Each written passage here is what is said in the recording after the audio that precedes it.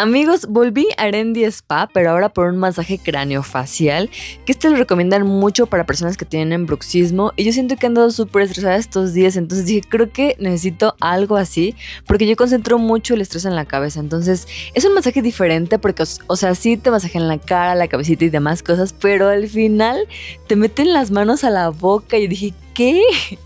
O sea, esto justo lo hacen como para destensar los músculos de dentro de tu cara y se siente súper rico, la neta sí se los recomiendo, pero es algo raro y diferente. Y bueno, este lugar ya se los había recomendado antes, pero de todos modos les dejo aquí la dirección y el contacto para reservar.